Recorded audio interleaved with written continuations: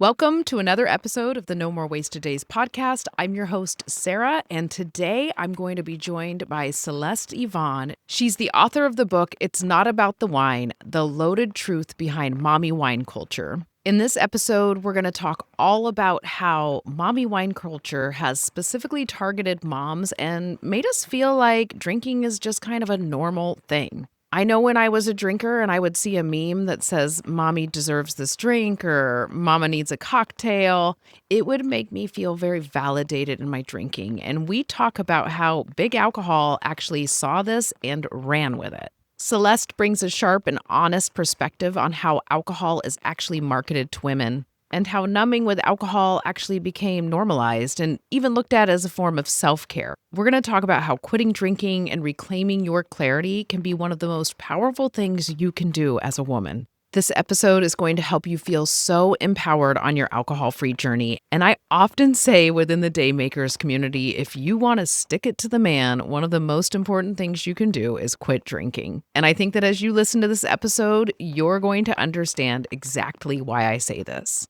I hope you enjoy listening to this conversation that I had with Celeste as much as I enjoyed having the conversation.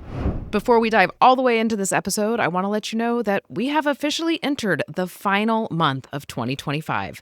And that means that dry January is right around the corner. Every January, I host one of my biggest 30-day alcohol-free challenges, and this year will be no different. Starting on January 1st, I'll help you walk through your first 30 days of being alcohol-free with my Dry January experience. During this challenge, you'll be supported with daily content, check-ins from me, and even live coaching calls with me. If you know you're ready for something different, but you don't know where to start, this is the challenge for you. And you can hop on the waiting list today so you're one of the first people to be notified when enrollment opens, and you'll have access to an exclusive discounted price.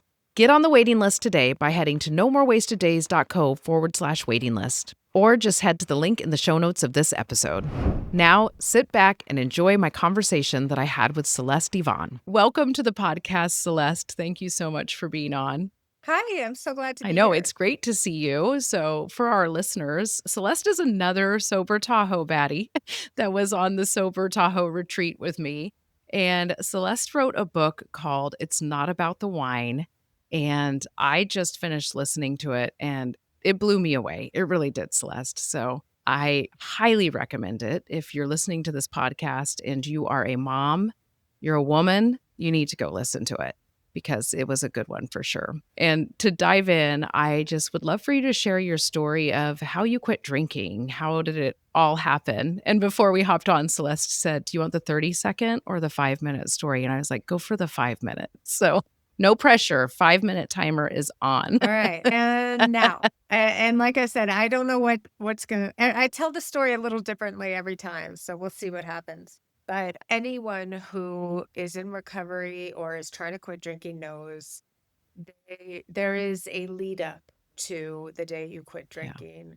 And for me, there were many convincing moments to get me to my day one, which was on a bleak, cold, windy Sunday. It was a Monday, sorry. I think it was December 18th, just a few days before Yeah. Christmas. And I had just spent like we had 3 holiday parties that weekend. The holidays are just such a tricky time in general. And they're even trickier when you have a drinking problem.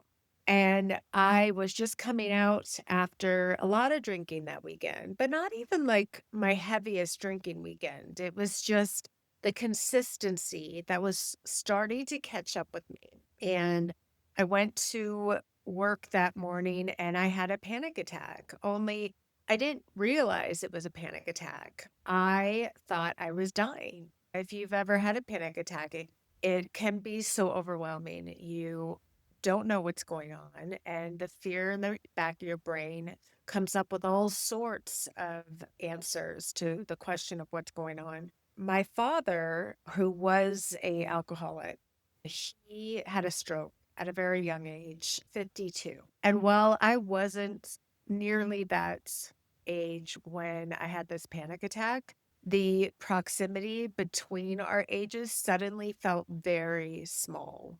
I I had this moment of clarity where I was like, I don't know if I'm having a stroke, but what am I waiting for? Am I waiting for the stroke to finally get my life together, to realize I have to make some serious changes? Because I knew in my heart of hearts that whatever was going on, panic attack, stroke, whatever was going on, my drinking was doing me no favors. So for me, that really was a rock bottom moment to get me to my day one.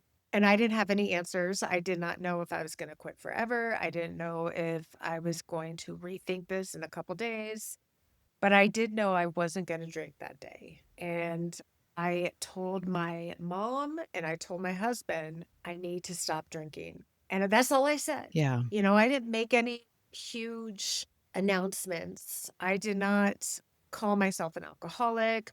I didn't even go to any meetings. I was just like, I have to stop drinking. And something about saying it out loud to these two people who knew me best, and then kind of feeling the accountability and commitment of following through on that really helped me get through those first couple Yeah. weeks. Having just a few Because people in your corner. yeah, and just knowing like they're not gonna let me say, ha ha ha, I changed my mind in a couple days. Yeah. Like they're gonna hold me to it. They're gonna say, hold up, you said you were gonna stop drinking, and I'm gonna hold you to that. I wasn't in a situation where other people were calling me out on my drinking. I was still in a place where I was pretty secretive about just how much I was drinking and how it was affecting me. And for that reason, I do think I surprised both my mom and my husband when I told them what was going on. They didn't get the full story about, me sneaking drinks when they weren't looking, me hiding empty bottles. They didn't hear any of that until I actually wrote my book. Because, you can do addiction in a very isolated secret spot until you can't anymore. And I just happened to quit drinking before I hit that spot. Yeah. That resonated with me a lot when you were talking about it because I feel like my story is very similar where I looked like I had all my shit together and I did, except for the drinking. I didn't have that together anymore and it was going to become my great unraveling and I was Right. waiting for I always remember thinking I'll quit when I get a DUI. I'll quit if Ryan says he's going to leave me unless I quit. Like that's when I'll quit. And then I finally was like, Yeah. you're questioning it so much. And luckily, my husband got really sober curious before I did, even though I was the one who was Mm, always, when we were drunk around the fire pit, saying, I think I have a drinking problem. And him enabling me and saying, oh, no, you don't. No, you don't. And it was so we had a weird relationship. And I'm very thankful yeah. that we both kind of figured it out around the same time. But I know, It's very yeah, your lucky. husband sounds like he's kind of a normie. He's very much a normie, but, I do think he drank pretty heavily when I was enabling him. I think I really was a drink pusher on him and he tried to keep up. It wasn't until I quit that I realized how much of a normie he was. I mean, now he does not go out of his way to buy alcohol, and I certainly don't buy alcohol, so we don't have any alcohol in the house.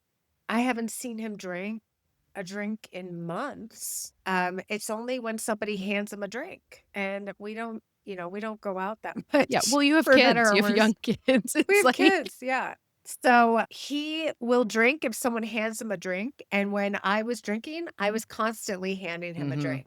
But now, I feel like my sobriety has been so positively beneficial to the whole family for so many reasons. But one of them is now my husband hardly drinks at all. And he never had a drinking problem. But I think, I'd have to ask him, but I would imagine he say he appreciates not waking up after a wine hangover anymore. Yeah. Like, because who wants that in their Yeah, life? it's such a nice gift when it's able to, like, work in a relationship, and that's something you touch on in your book. It wasn't something I was gonna talk about in our interview today, but I know a lot of women will always say, "My spouse isn't quitting," and so that's another Yeah. reason to point you towards the great resource of your book. But today I really wanted to talk about how women get specifically targeted by big alcohol, and even the idea, like some of the questions I'm going to ask you are going to be like the idea that quitting drinking can actually be this political movement. And it's something that I've really been on lately. And if you follow me on social media, you know I'm a little bit of a liberal. So hopefully it's not coming off as a surprise to my listeners all of a sudden. And I know Celeste is too. And sometimes people will say, keep your politics out of this page. Like quitting drinking isn't political. And I'm always like, oh my gosh, it so is. And I have a lot of thoughts on it. So we're going to dive into some of that today, but more particular in how it's directed at women, because I want to talk about how big alcohol is $1 trillion industry and it Yeah. benefits on the fact that women are burned out, we're numbing. And from your research and your own experience, what tactics do you think are the most dangerous and overlooked by by women when it comes to the marketing that's coming our way with alcohol? Yeah. I think, okay. So when I first quit, I quit in 2017, right on the edge of 2017. At this point, social media, let's say social media had its big moment in 2010. That's really when I would argue a lot of people were on Facebook. Most people, I would say, of my generation, like the very edge of Gen X, I think they called me a Xennial, were on Facebook and we are moving towards Instagram. And this really became the proliferation of mommy wine culture. Mommy Needs Wine wasn't a new line by any means. And if you look at like the 60s and 70s with the Rolling Stones, Mommy's Little Helper, I mean, this is a conversation we've been having for decades about mothers needing to numb out to survive the demands of modern Yep. motherhood. But I really argue in the book that the proliferation came with the advent and the boom of social media because now you could post a joke about mommy needing wine and it would go out to millions, sometimes overnight. So suddenly, you've got this line, mommy needs wine, and all the different iterations of that everywhere. I mean, you were seeing it walking down the Target aisles, these t-shirts, mommy needs wine. It was all over Etsy. There were onesies saying, I'm the reason mommy drinks. I mean, Yeah. it was so out there. And I do think it's died down quite a bit. Maybe it's because we are speaking up about it. Maybe just because it was a trend and it settled. But as a new mom, and as so many women I've talked to who are new moms at the time, it was very effective. Mhm. It felt like a sign. I mean, it felt like a solution. Yeah, and it made And for me, it made my drinking not feel like a problem. For me yes, to like, I wore a shirt that said mama needs a cocktail, and another one that I yeah, loved was, like, I still have this pint glass because I still love pint glasses, they're great glasses, but it yeah, says, like, "It's not drinking alone if your dog is home," and I thought that yeah. was the funniest thing in the world, and to see it on something in a store made me feel like, "Oh, my drinking's totally normal because this is This is right valid. here." And I really do think that there is a piece where if it's marketed to us this way, maybe women will just kind of be quiet and do their job, which in the eyes of like the patriarchy is our job is to be wives and moms and do the cooking and cleaning and get over it, like type thing. I saw this great meme the other day that said, "You're not failing.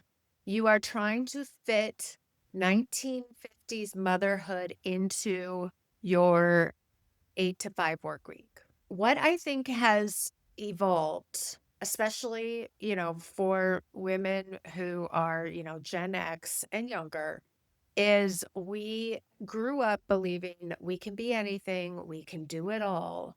But the requirements of what it means to be a good mom haven't changed. The requirements of what makes a good wife hasn't changed. So the roles haven't shifted off what women need to be doing to succeed, while the not just the inspiring and hope for what women can do, But what they should do to be a good woman or a modern feminist have. Yeah. And I think it's put women in this very difficult situation where we are literally trying to do it Yeah. all. We feel the need to take on the 1950s role as wife and as mother and maintain the household, the carekeeping, the mental load and the family management while also now taking on a job and the financial responsibilities into their household management. And yeah, no wonder we're all burnt Yeah. out. And so many of us have been distracted not only by alcohol and now marijuana and now mushrooms, whatever it is, we're not seeing that legislatively and societally, we need to make some major Yeah. changes to be less burnt out. Yeah, and to have some conversations, and you can't have conversations when you're drunk. Like, I tried. No, I tried to have conversations with my no. husband about housework when I would be drunk, and it would just turn into a fight instead of a, like, "Let's work on this. We need to work on it."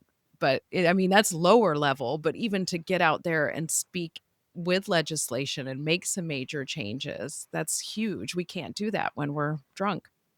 You can't think critically when you are under the influence. You limit your ability to feel at all. So a lot of us are numbing out the Mhm. resentment, the anger, the frustration. And all in all, it's keeping us small and quiet instead of vocalizing the changes that we need to see made. Yes. Yeah. I love that you said that. And it's just something I think about all the time, and I can't always figure out how to put it into words. And you do it so much better than me. So I'm just so happy that somebody, Oh, like, when thank you you, Sarah. But you do it very oh, well too. thank you, because, like, I always feel like, "God, how do I get this across to people?" I'm just like, because I am always like, I don't wanna just be like, "Hey, these are my political beliefs, and I want you to think that way." Like, sometimes I feel like I'll make posts like that, and that's never my intention at all. It's more my intention Yeah. that I have become so much more clear on what I want as a woman, as a person, who I am as an individual, and I don't think that that would have happened, or at least it wouldn't have happened as soon, because I do think some of it is Yeah. aging, but quitting drinking propelled me into knowing exactly who I am, and it was a really good thing. And I also just think there's a big part of you learn how to deal with your emotions and how to talk it out, like with your spouse or all these little things within your household, which it sounds like I need some tips on that. For sure. That's still a weak point for me, but I do think that that's Yeah. something I always talk about in the Daymakers, that I would have fights with my husband about leaving a sponge in the sink, and I would get so mad at him, and then I would wake up the next morning, and I wouldn't remember why I was mad at him, and I would have to just pretend I was still mad at him, and then when I would realize it was over a sponge in the sink, I would be like, "That's what I got so pissed off about." But I don't it's kind of going on a different tangent there, but Well, I want to validate that because it's never about the sponge. yeah. You see it's never about, the dishes in the sink. It's never about the laundry that never made it to the dryer. It is a buildup of hundreds of these little things that become your responsibility because at some point somebody said those dishes in the sink are the woman's job. So for whatever reason, now partners don't have to take accountability for what has now become a mildew or what has now become a smelly sink because that area is the female real estate. Yeah. And that's where I think you start when you're sober, you can kind of dig deeper. That's what I love, because if you do the work, if you do the emotional work, you start to figure that piece out, and it's hard, but it's very validating for yourself, and Yeah. it's just a cool thing. So if more women understood the level of psychological profiling that goes into this kind of marketing towards us, what do you think would change for us, like, or for just our drinking culture in general? Well, I think for I've spent the majority of my life in marketing. So I know that a lot of work goes into finding your audience. And for the book, I did do a lot of research on the marketing of alcohol. I think, the two books that really set the foundation for this, where not only Quit Like a Woman by Holly Whitaker, but Ann Dowsett Johnston's drink that kind of established, women have been the target market for alcohol for Yeah. decades now, in the same way that cigarettes went after women, 50 plus years ago.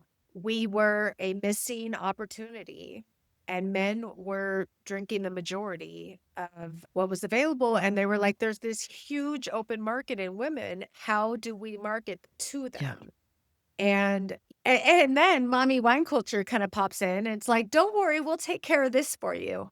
It's almost like women started taking on the role as primary marketers of alcohol with mommy wine culture, that they didn't have to do much. I mean, it was such an easy transition for them. And then, when COVID hit and we saw alcohol rates skyrocket, you could see so easily how the alcohol companies were marketing specifically to women who were now homeschooling their children. You saw Trader Joe's having big signs saying, get your homeschooling supplies here.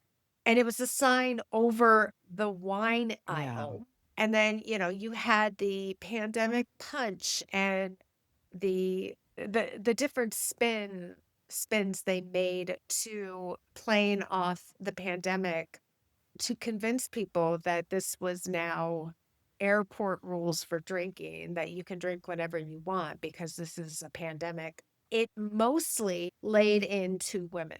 And you see that now with the statistics we have on those times, where the increase in women's drinking, the increase in women going to the ER for alcohol related injuries went up so high. It was very alarming. And I think that speaks so well to alcohol marketing working. Yeah. I mean, it was working. It was effectively changing the way people thought about not only the situation they were in, but how to, what they thought, handle it. Yeah. I always tell people, like, if you want to stick it to the man, quit drinking. Like, they're putting out this product that they know is addictive. They know it'll keep us quiet, and they're taxing it highly. So stop drinking it. And it's like, Yeah. that has been one of my motivators. Like, when I early on, when I was searching for the reasons sometimes to not drink, that would be one of them. Mhm. And I was like, why am I going to let the government tax me on one more thing? I can just say no to this thing. So I think it's even more so when you're a woman too. And I know one of my friends will always say, like, you can't fight the patriarchy if you're drunk. I'm always like, Yeah. yeah, that works for me. I mean, that's perfectly said. And that's what I think a patriarchy is afraid of. They're afraid of sober women, Yeah. Oh yeah. and they should Yeah. be. Yeah. Cause it's like we're smart and we're a big population and they know that. Like, that's the Yeah. whole thing. They know that. They're gonna target wisely. So in your book, you also talk about self-care, and I I have a love-hate relationship with the word self-care because I don't think that it's bubble baths, and I don't think that it's wine. It's marketed to us that way, obviously. Like, I think it's things like making your mammogram appointment. Like, I'm always like, Mhm. way to take care of myself. But once you removed drinking from your life, what did real self-care actually start to look like for you? And how do you feel about the word self-care or the term? Well, self-care, I mean, the word itself just makes me Yeah. cringe because what does it even mean anymore? It just, I feel like some coach is trying to sell me, a free coaching Yeah. call Or it's an to MLM to coming after me with something. yes. Oh my God, essential Like, oils, "Hey, right? hon, how's your self-care?" So, yeah, I can't stand the word self-care, but I know what you're getting at, and I think it's just one of those words that has become so inflated to mean anything and everything. But for me, my life looks so differently now because I I prioritize myself. Yeah. I think that's just the best way to describe it. Here's another one that we always hear, put your oxygen mask on Yeah. first. We've it's so over said and overstated, but I say it now to just kind of describe what my life feels Yeah. like. I have to prioritize myself first, or I cannot care for kids. Like I cannot manage a home if I am not regulated myself.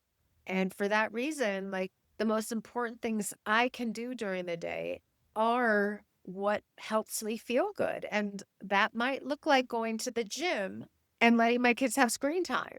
That might look like taking a weekend for a getaway with girlfriends. And those are things that in the past I would have judged someone for as not prioritizing their family, or the way that we describe a woman who's got wishy-washy priorities. And I disagree with that wholeheartedly Yeah. now, and that's through sobriety. I can't be a good mom if I'm dysregulated, if I'm not caring for Yeah. myself, if I'm not healthy and well. Yeah. That's always my first thing. I always tell people the biggest form of self-care you can start with as a woman, as a man, is quit drinking. Like that is the literal putting on your oxygen mask first and taking care of your health. Right. And then, like for me, it was joining a choir. It means that my family has to be without mom for one evening a week. And you know what? They're fine. Hmm. Like They're going to I be thought they okay. wouldn't be, but they're fine. And it's like, It's good for it them. is, and I think it's really important that our kids see that moms have hobbies too, and I mean, I also push my husband because he's kind of a workaholic, so I can get him I'm always like, "You gotta go to the gym. It's racquetball day. Make sure you go." But I think it's important for all parents, but I think that a lot of times moms are told, like, "No, no time for you until the kids are gone." And Well, this is something that my husband does so well, probably most men do, is they unapologetically take time for yeah. themselves. It doesn't even cross their mind to feel Oh, guilty yeah. or to second guess it. And I have taken, a page out of that book. Like no apologies, no guilt, no shame. I am modeling for my kids how being an adult and taking care of yourself will look. Because when they're adults, I want them to prioritize their own needs and what they need to do for their self-regulation as well. And that's what I'm modeling. And that's what we model in our sobriety Oh, too, yeah. I obviously. know, I always as my kids get older, because my kids are gonna be I have twins, they're gonna be 15 in April, and they're both in high school now, and I'm always just like, "Oh, please call me if you drink." Like, that's always my thing right now, because 'cause I'm like, I know at some point they're gonna drink, but I'm just like, "Let me drive you home. I'll be sober." Yeah. And I had parents that were sober and could come get me if needed, and I never knew what a blessing that was growing up. And now I see it, and I'm so glad I get to be that parent because when I was a drinker, I looked forward to when my kids could be my designated driver. I remember thinking, Mm. "I can't wait till they get old enough and they know how to drive and they can drive me home." And now I'm like, "Oh my god, I'm so glad I didn't let that one happen." I'm so glad now that I can just be the mom they know they can call anytime. It's a Yeah. much And better that feeling. you can be available to them. I Yeah. mean, can you imagine getting that call and not being Yeah. capable of Of helping being them, like, "I'll or get you an even Uber." worse, yeah, trying to do it yourself? I mean, Yeah. there's so many situations I can think of where, you know, being a parent is so unpredictable. You just don't know what's going to happen. You don't know when you're going to have to run to the ER at any given moment, or you need to be like fully alert.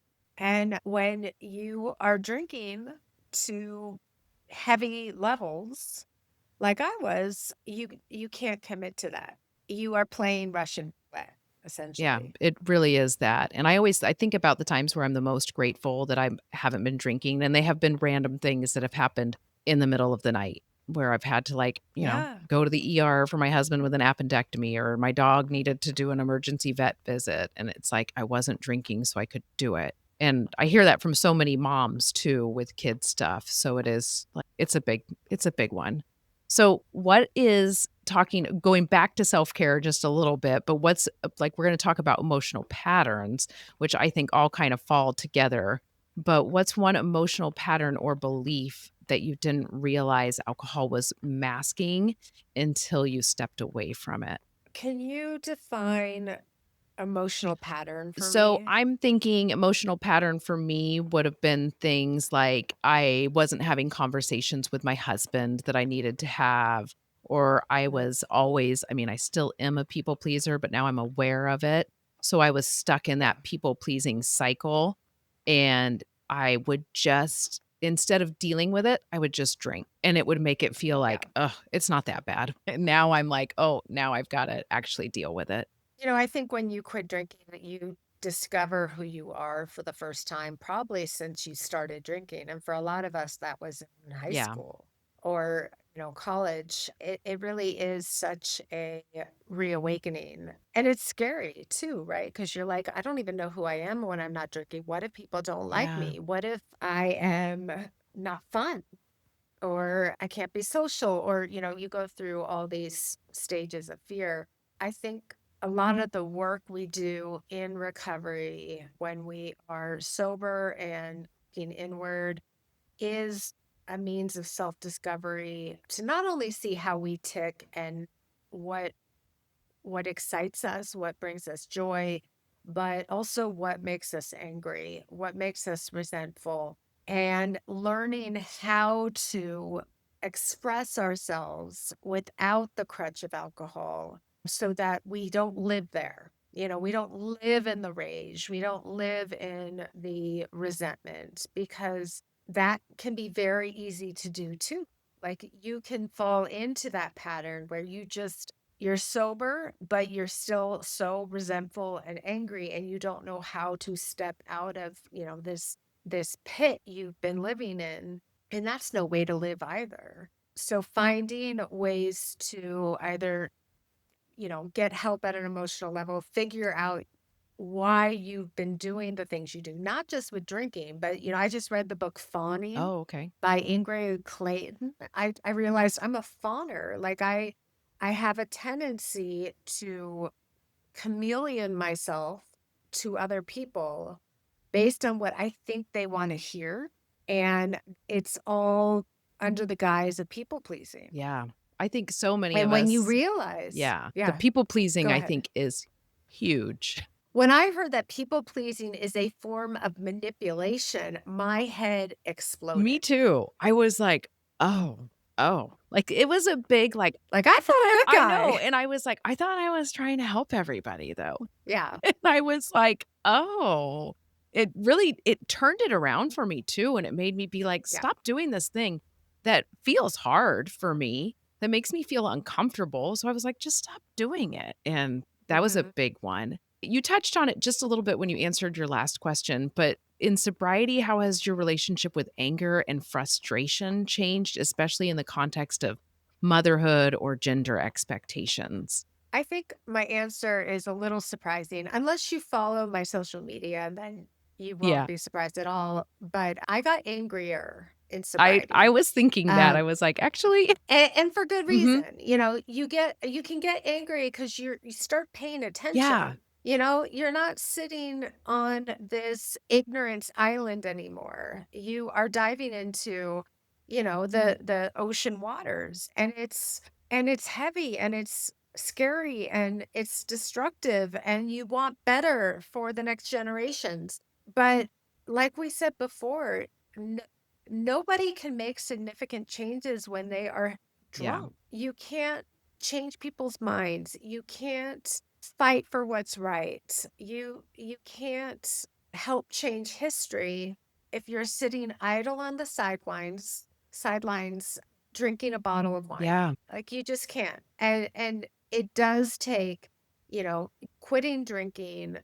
It took quitting drinking for me to sober up and realize like I have to let go of this desire to please everybody, to make everybody comfortable, and I have to speak up for what's right. Yeah. So, I think in a way it's okay to get angry. Yes. I mean, That's what I was just thinking. and you have to. Like if you're angry right now, you are not paying Yeah. attention or you're drinking too much. And it's great Like that you're you listening to this podcast then. Yeah. I mean, you need to sober up so you can see with clarity what is going on in the world so you can do something about it. And my sobriety has given me my voice back to make a difference. And that's what I'm going to do. And I'm so grateful for that because when I was drinking my emotions away, I was doing nothing and I was helping no one. And we're also just told, like, don't be angry. It's not a good look on women. Like, and I think that when you quit drinking and you do the work, you actually find out that every single emotion is totally valid. And you're like, no, it's okay if I'm angry. It's actually then what do I do with it? Like how do I put Yeah. that into action then? And I kind of look at women that I look up to then and I'm like, yeah, well, they've been maybe you're angry, but you can turn it into being passionate about something and Mhm. making a change somehow. And I think that that's been a big part of my, like, waking up maybe this past year. I mean, obviously, I've always been curious and interested in politics, but more as an educator because I was a teacher for so long. And now I'm seeing other points of views and other places, but also realizing like I have this platform and why am I going to sit on it and not Yeah. use it? So that's a little bit of like when people say, you know, keep your politics out of your sobriety page. I'm like, hell no, I absolutely will Right. not, because becoming sober made me wake up enough to say it's okay to speak up for what I believe in. And I think everybody should do that. So, and I know you agree with it because you've actually given me a lot of courage to do it just watching Mm. how you post in a way that makes people think, not so much I don't feel like you're just out there trying to rage bait people. Is It's it's such a line because there's a lot of rage is that is stemming into, what we're trying to post. But I always when I whatever I post on social media, whatever I say, I think about it from my career experience working in the corporate world for 20 years. I would never go to a boss and say, "We have this huge problem." yeah. Right? I would never just leave it like that. Like, "Here, I'm going to take this huge trash and dump it on your Mhm. desk." Like, you always come with Yeah. solutions. You always come with suggestions. And that's generally how I try to treat my social media too. Like, you don't just leave a hot, steamy dump on your Instagram and just like, Look, we're all going to hell." You know, you Which sometimes if you feel you like which you sometimes it post and you feels go, like. "Oh shit, I did that wrong." But it's like you Right. learn. But, I always try to ask myself, like, if somebody's watching this, yes, I want them to feel emotional about it, but what action can they Yeah. take? Like, what can we do next? Because I want to be part of the solutions. Yeah. We all do. And that's how we get So there. as far as like mommy wine culture and within legislation or even how I don't like to get into like how alcohol is regulated by the government because I think that that's so huge. But just maybe how it's marketed. I know they changed a lot with how they marketed cigarettes. What can we do as the little person to make that change? What are some things you can actually do that might make a difference? I mean, I think we're seeing it happening right now just with the increased awareness around the scientific Yeah. effects of alcohol in our bodies. And that is actually newsworthy and gaining Mhm. attention. As I was talking to you, I got an email from my aura, my little Yeah. ring. And it was just a general email, but saying, here's the science behind what alcohol does to our Mhm. bodies. Like, mean, we are getting this messaging now, and this is stuff that even, 6, 7 years ago, we were not seeing No. in the mainstream media. So things are changing. We are more aware. And the more we are talking about not just the science of alcohol, but our own experiences and our stories through podcasts like this, I think we are helping break the power of things like big alcohol and the marketing they do towards women.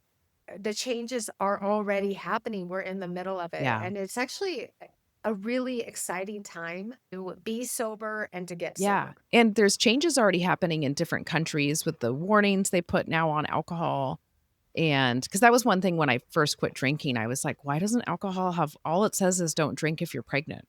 Like, there's Yeah. no that it's a carcinogen and this and that, so I was like and just the education of kids too, because I was always taught that cigarettes were addictive and they're really bad for you, and then I was taught that alcohol I needed to learn how to drink responsibly.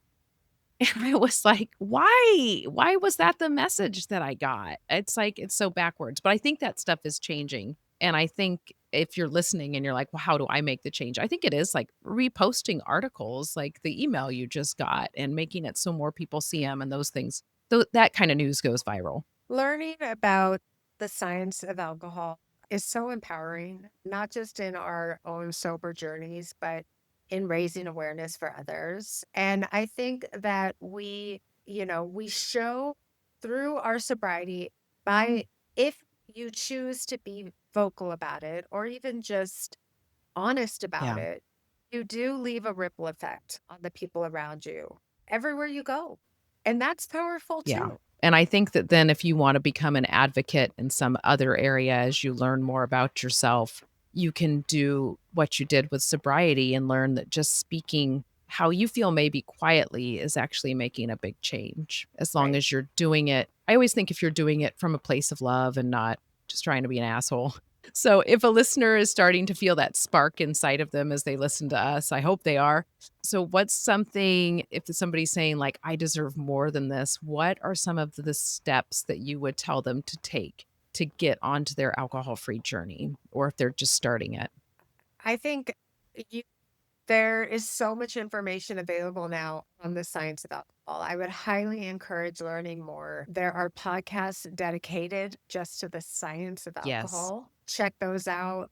The book Dopamine Nation was such an eye opener for me in understanding the pain to pleasure balance and the effect alcohol has on our body. And when you learn that it it empowers you, it encourages you, and it teaches you that alcohol is not a harmless escape, that the body does keep the score, for lack of a better way to describe Yeah. it. And that in and of itself is motivating. I also highly recommend learning about, I mean, there's so many great habit books of how to build a new habit, how to kind of establish new neural pathways in your brain. Because once you have settled into the new routine of not drinking, it doesn't consume you like it does in those early days, and that really is the goal in early sobriety, is you are trying to form those new neural pathways so you can get on with the rest of your life, because you will not always live in this place where all you think about is you want to Yeah. drink, you're craving a drink. Yeah, it really does go away. Like, I always tell people that. I'm like, there will come a day where you don't think about alcohol, and you'll realize it. Yeah, You'll go, "Oh my god, I didn't think about alcohol at all yesterday," and then you'll go, "Shit, I'm thinking about alcohol." But it's like then all of a yeah. sudden you're like, "Oh my god, I just don't think about it." Like, me and Celeste, even before we started recording, we were talking about, like, we don't think about it anymore. I know I talk about it all the time, but even with that, the way I think about it now is so different than how I used to, and I love your I'm gonna put some of the links to some of my favorite habit books, and Good. my favorite like, Yeah. This Naked Mind changed my life. That was the book that really made me go, "Oh my god," and I know you recommend that one, and then Atomic Habits was one that I read really early in my alcohol-free journey, and I always recommend it to people. Do you have any others besides Dopamine Nation? Because 'Cause I'll also link those in the show notes, but she's looking at her bookshelf I'm behind her. looking at my bookshelf. Oh, you know what's a great one is The Addiction Oh, Inoculation. okay. Have you No, I read that haven't one read yet? that one. That one's about how to raise children in a alcohol-centric world. Oh. Oh, It I need is that one right now. so good. I mean, there's even scripts for how to talk to kids about alcohol based on their age. So highly recommend that. Okay, cool. And definitely and I know Um, I've already plugged it a few times, but do it's not about the wine was very I told Celeste it was like a whole I've read a lot of books about quitting drinking and they can I love them all. I really do. And I think when they find you at the right time, each one will work differently. But I feel like this one was a lot different than a lot of the ones I have listened to. So if you need a different Yeah. spin, definitely listen to that one. And there was some science-based stuff in there too, but more about the marketing of alcohol and towards mommy wine culture. So, but if you think of more, message me and I'll just put a whole bunch in the Yeah, I mean, obviously, I have my favorite recovery books. And yeah, I think if you can dig into the science, how to retrain your brain from a habit standpoint, and then, start exploring the recovery Yeah. world, you will have a really good foundation to change your life. Yeah. And that's what recovery does. It changes your life and it changes it for the Oh yeah. better every time. Yeah. So, what I tell people too is like there's never a good time to quit drinking. I mean, you quit But right before there's never Christmas. right. And at the time I was like, this is the absolute worst time to quit drinking. And in perspective, it was the best time to quit Yeah. drinking. Well, you got through the It hardest was part first when you're yeah. the most motivated. For sure. So there's no better time than now, and I think the habit books will teach you why and how powerful day one can be. But the goal needs to just be now. I mean, now is the most powerful time because it's the only time we have control over. Oh, I love that. That's awesome. I'm like, that's really powerful. I need to remember that in some of the stuff that some of the habits I'm trying to change now. So, as we Yeah. wrap up, I'd love to know I always ask people this what does no more wasted days mean to you now? For me, no more wasted days means that the present time is all we have power over. Therefore, it is the most important moment we have. Definitely. And it's something you learn in sobriety how to appreciate that present moment and be I think aware. in my addiction, I feared the present moment. I didn't think I was strong enough for the present moment. And there's a piece that comes in sobriety where you realize the gift that is laid out in front of you because you do have control. Yeah. You have self awareness. You have accountability over yourself. And that is powerful. Those are things you get back in your sobriety that in some ways you didn't realize you were missing in the first place. Yeah. Yep. Definitely. And it's just sometimes people will be like, well, sometimes there's shitty stuff going on. And I'm like, I love being aware of it. Like, I would rather be aware of it and know that this is my present moment right now. And I have some control over this moment right now, even if it's just controlling how I'm reacting to it. And the presence I practice always has been say, huge for me. yeah, I always say drinking won't make it better. Yeah. Oh, It yeah. it won't make anything No. better. It doesn't make the political climate better. It doesn't make your family situation better. It makes everything Mm-hmm. worse. So, yeah, don't come to me telling me, "Well, things are Yeah. shitty. I know when people You do, I'm deserve a like, no, drink." you don't deserve a drink. Because that Yeah. doesn't work. I'm like, alcohol's just lying right now. Don't even listen to it. Yeah. So, well, I want to know, just for my listeners, where can they stay connected with your work? You can find me on social media at the Ultimate Mom Challenge, and my book is available anywhere books are sold. It's called It's Not About the Wine, The Loaded Truth Behind Mommy Wine Culture. And I also post on Substack, so maybe find me there. Great. And I'll put all of your links in the show notes too.